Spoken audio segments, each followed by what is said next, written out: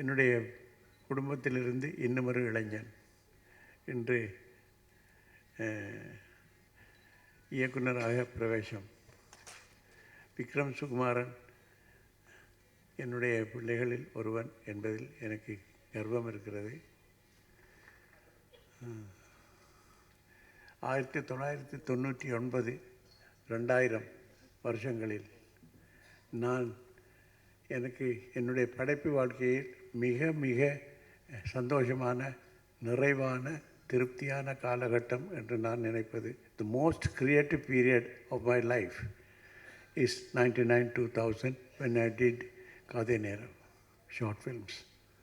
அந்த கதை நேரம் குறும்படங்களை நான் செய்யும் பொழுது என் பக்கத்திலேயே இருந்த என்னுடைய வெற்றிமாறன், என்னுடைய விக்ரம் சுகுமாரன், என்னுடைய சுரேஷ், என்னுடைய கௌரி, இவர்களுடைய ஒத்துழைப்பில்லை என்றால் நான் அந்த குறும்படங்களை செய்திருக்க முடியாது. ஏனென்றால் வெற்றி சொன்னது போல நாளைக்கு காலையில் ஷூட் பண்ணுவதற்கு இன்று இரவு 1 மணிக்கு நான் முடிவெடுப்பேன். அந்த காலகட்டங்களில் என் பக்கத்தில் இருந்து எனக்கு ஒத்துழைப்பு கொடுத்த என்னுடைய என்னுடைய பிள்ளைகள் பாலா கதை நேரத்தில் இருக்கவில்லை. Bala was earlier, and he has been a great help to me. எங்கள் கிராமத்தில் ஒரு பழக்கம் இருக்குது. அதாவது குடும்பத்தில் கல்யாணம் பண்ணி கொடுத்த பிள்ளைகள் குழந்தை பெற ஆரம்பித்து விட்டால் தாய் தகப்பன் குழந்தை வருவதை நிறுத்தி கொள்வார்கள் என்பது. அது எங்கள் கிராமத்து பழக்கம். ஆனால் அவங்களும் குழந்தை பெற்றுக்கிட்டு தான் இருக்காங்க. எனக்கும் இன்னும் வீரியம் விரைப்பாகத்தான் இருக்கிறது. படைப்பு ரீதியான வீரியம் விரைப்பாக இருப்பதால் நானும் குழந்தை பெற்று கொண்டு தான் இருக்கிறேன். அது நிறுத்தி கொள்ள வேண்டும் என்று சில சமயங்களில் படும். அது நிறுத்தி கொண்டால் என்னுடைய மூச்சு நின்றுவிடும் என்பதும் எனக்கு தெரியும். அதால் நிறுத்தி கொள்வதில்லை. ஆனால் சந்தோஷமாக இருக்கிறது. அவர்களோடு சேர்ந்து கூட நானும் போய்கொண்டிருக்கிறேன் என்பது எனக்கு ரொம்ப சந்தோஷமாக இருக்கிறது. ஒரு காலத்தில் அவர்களை நான் அவர்கள் அங்கே கீழே இருக்கும் பொழுதும் நான் குனிந்து பார்ப்பேன். இப்பொழுது நான் அவர்களை அண்ணார்ந்து பார்க்கக்கூடிய உயரத்தில் அவர்கள் இருக்கிறார்கள். அதை விட ஒரு தகப்பனுக்கு சந்தோஷம் என்ன இருக்க முடியும், நிறைவு என்ன இருக்க முடியும்? மை பாலா, மை வெற்றி, my Vikram, my Suresh and my Gauri, my Chinu Ramsamy, all these wonderful youngsters were with me. I can only say that I was blessed to have these people with me. எனது தோட்டத்தில் விழுந்த விதைகள் நல்ல விதைகளாக இருந்தன. அதனால் அதுக்கு கொஞ்சம் நீர் விட்டதுமே அவைகள் செழித்து வளர்ந்து பயன்தர ஆரம்பித்தன. அப்படித்தான் நான் நினைத்து கொள்கிறேன். நான் அவர்களை உருவாக்கவில்லை, அவர்களாக உருவாகி கொண்டார்கள்.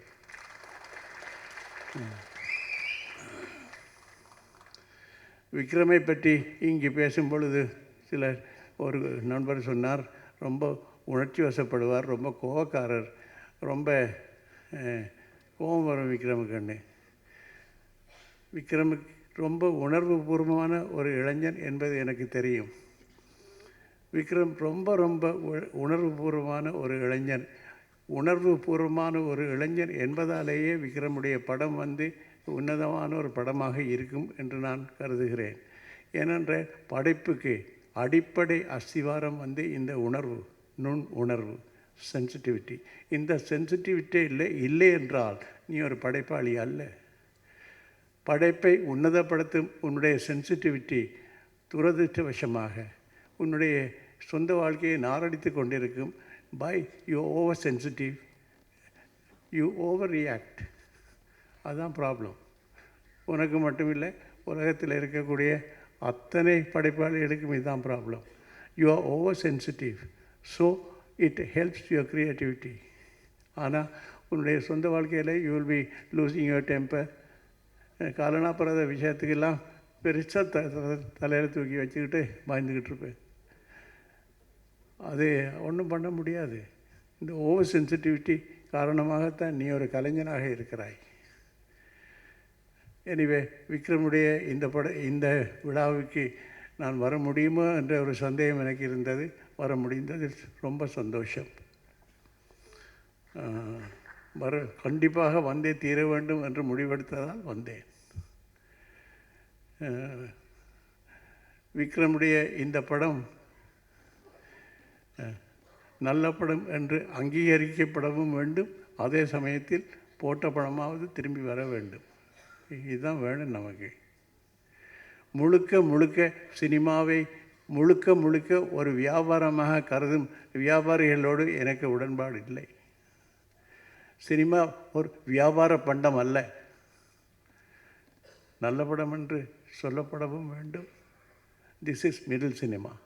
நல்ல படம் என்று சொல்லப்படவும் வேண்டும், அதே சமயத்தில் அது வசூல் ரீதியாக தோற்று போகவும் கூடாது. அது மிடில் சினிமா.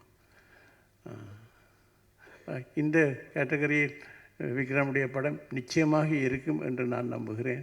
விக்ரமுக்கு என்னுடைய வாழ்த்துக்கள். நீ நன்றாக வர வேண்டும், சந்தோஷமாக இருக்க வேண்டும். தேவைக்கு அதிகமான பணம் உனக்கு வேண்டியதில்லை என்று நினைக்கிறேன்.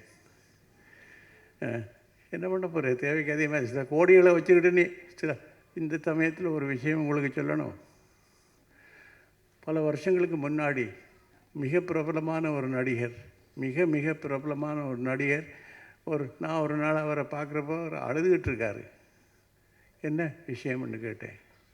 இல்லை, ஒன்றும் இல்லை, இந்த பிளாக் மணியெல்லாம் என்ன பண்ணுறேன்னு எனக்கு தெரியல, யாருக்கிட்ட கொடுக்குறது, எங்கே வைக்கிறது, இது எனக்கு தெரியல, நினச்சா ஒரு மாதிரி மூளை குழம்புது அப்படின்னு சொல்லி வருத்தப்பட்டு அழுதுகிட்டு இருந்தார்.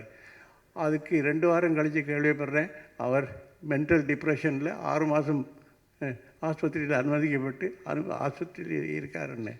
வாய் எதுக்கு இந்த இந்த இந்த இந்த வேண்டாத பணம்? என்ன கேட்டிங்கன்னா, என்னுடைய அனுபவத்தில் சொல்கிறேன், ஒரு நல்ல படம் எடுக்கிறதுக்கு சில லட்சங்களே போதும். இந்த கோடி விளையாட்டை நிறுத்தலாம் நம்ம.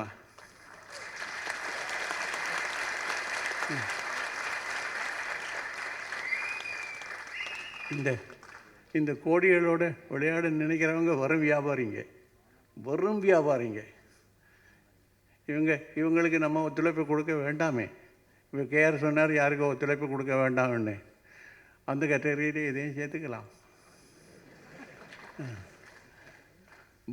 முழுக்க சினிமாவை ஒரு வியாபார பண்டமாக நினைக்கும் அந்த கும்பலோடு நாம் சேர வேண்டாமே. அவர்கள் அவருடைய வழியில் போகட்டும், அது அவர்களுடைய சுதந்திரம். என்னுடைய சுதந்திரம் நான் நினைத்த சினிமாவை எடுப்பது, அது என்னுடைய சுதந்திரம். உன்னுடைய வழிக்கு நான் வரல, என் வழிக்கு நீ வராது. All the best Vikram. அப்புறம் இந்த படம் ஜிவி பிரகாஷ் தயாரித்திருக்கிறதாக தெரிகிறது. ஜிவி பிரகாஷ் ஒரு தங்கமான இளைஞர் என்று தான் நான் கருதி கொண்டிருந்தேன். ஒரு மிகச்சிறந்த இசையமைப்பாளர். அவருடைய பாடல் காட்சிகள் எனக்கு ரொம்பவும் பிடிக்கும். நான் ஒரு புதிய அவதாரம், GV Prakash as the producer. அப்புறம் யாரோ சொன்னாங்க, இனிமேல் நடிக்கக்கூட செய்யலாம் அப்படின்னு. ஏன் இது வரைக்கும் அது நடக்கலைங்கிறது எனக்கு தெரியல. விட்டுருக்க மாட்டாங்க, உன்னை வியாபாரம் ஆக்கிடுவாங்க. GV Prakash, be very careful, உன்னை விற்க ஆரம்பித்துருவாங்க. ரொம்ப கேர்ஃபுல். இதே தான் என்னுடைய பிரியப்பட்ட நண்பன் பாரதி ராஜாவும் சொல்கிறேன். பாரதி, நீ ரொம்ப அற்புதமாக நடிச்சிருக்கிறதாக கேள்விப்பட்டேன். B very careful.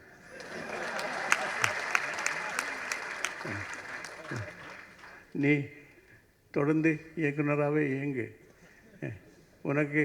உனக்கு பொருத்தமான வேஷம் வர்றப்போ யூ டூ இட். ஒண்டர்ஃபுல். நான் பாரதியுடைய பதவி இன்னும் பார்க்கணுமென்னு பிடிவாதமாக இருக்கிற ஒரு படங்களில் அந்த படமும் ஒன்றும் கண்டிப்பாக பார்த்தே ஆகுவேன். Because we started together. 1976 he was doing 16 வயதிலே I was doing கோகிலா. இந்த சேம் கர்நாடக மாநிலத்தில். Vikram, I wish you all the best. And உனக்கும் இந்த படத்தில் சம்பந்தப்பட்ட எல்லா தொழில்நுட்ப கலைஞர்களுக்கும், கேமராமேன், எடிட்டர், மியூசிக் டைரக்டர்.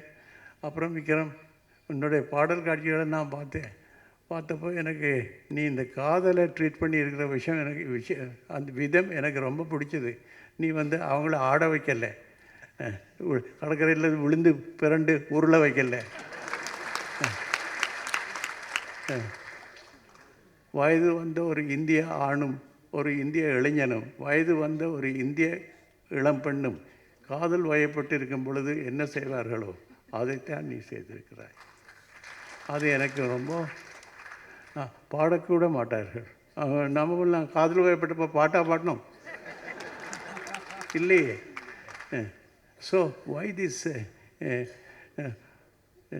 கோபிச்செட்டிப்பாளையத்தில் காதல் ஆரம்பித்து சுவிட்சர்லாண்டில் போய் பாட்டு எடுக்கணுமா? அதை செய்யாமல் அந்த பாடல் காட்சி ஒன்றே எனக்கு போதும். உன்னுடைய படம் எப்படி இருக்கும் என்று நான்